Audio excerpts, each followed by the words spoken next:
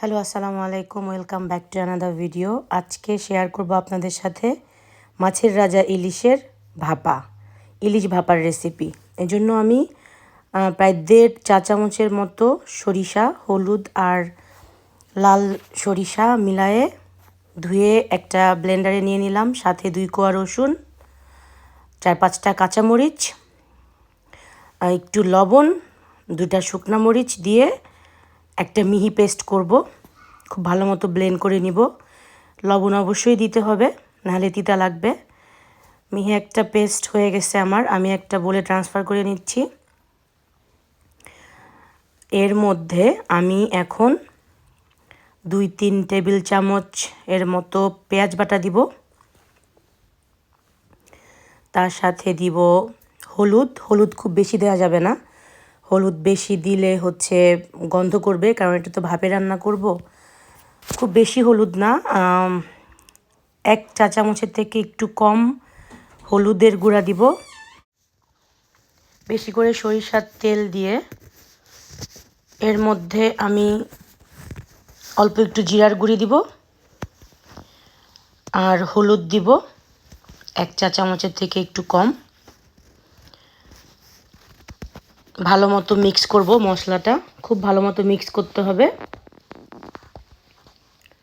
অনেকে সরিষার তেল দেয় না, আপনারা অন্য তেলও দিতে পারেন যদি চান। এই সময়টাতে আমি লবণ দিয়ে দিলাম এবং লবণ দিয়ে মশলাটা মিক্স করে আমি আঙ্গুল দিয়ে খুব ভালো মতো মিক্স হওয়ার পর আমি আঙ্গুল দিয়ে একটুখানি চেখে দেখব। লবণ আর ঝালটা এখনই ঠিক করতে হবে, কারণ আমরা যেহেতু ভাপে রান্না করব, মুখটা তো বন্ধ থাকবে বক্সের, আর খোলা যাবে না। এজন্য এই সময়ে লবণটা চেক করে নেবেন।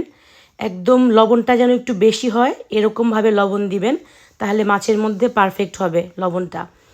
আমি 4 টুকরা মাছ নিয়ে এখন ভালো মতো মেরিনেট করব।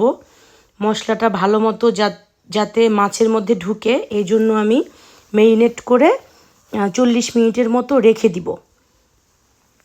খুব ভালো মতো আমি মেরিনেট করব এখন এদিক সেদিক। এটা খুবই মজার একটা রেসিপি, আপনারা যারা ট্রাই করেন নাই ট্রাই করে দেখবেন। তো আধা ঘন্টার মতো হয়ে গেছে মেরিনেট করে রাখা।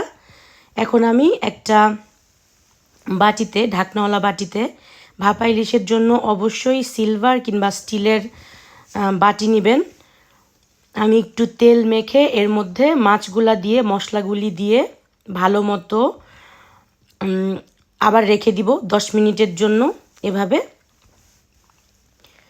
তো আমি মাছগুলা একটা একটা করে দিয়ে দিচ্ছি, এরপরে বাকি মশলাগুলি দিয়ে দিব। তো মশলাগুলি দেয়া শেষ করে আমি পানি দেই নাই, কিন্তু মশলাটা জাস্ট প্লেটটা ধুয়ে একটুখানি পানি, অল্প একটু পানি দিছি, খুবই সামান্য, ওইটুকু পানি দিব।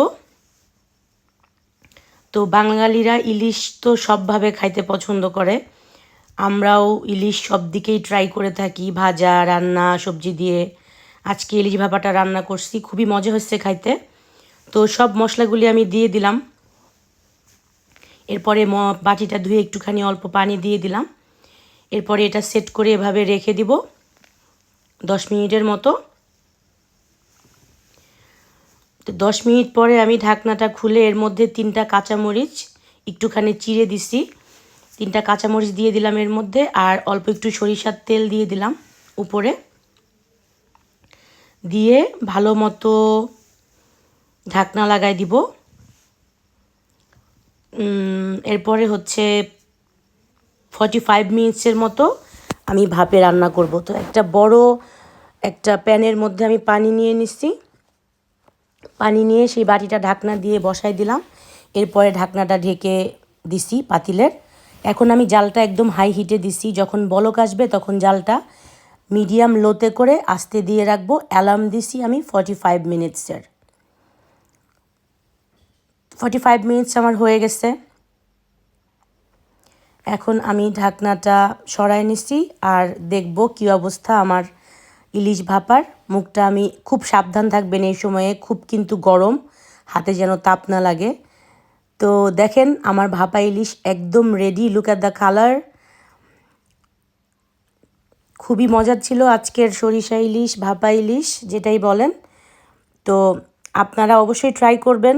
আপনাদের জন্য নতুন নতুন ভিডিও নিয়ে আসি আমি। আশা করি পাশে থাকবেন। ভালো থাকেন সবাই। আবার দেখা হবে ইনশাআল্লাহ। আল্লাহ হাফেজ।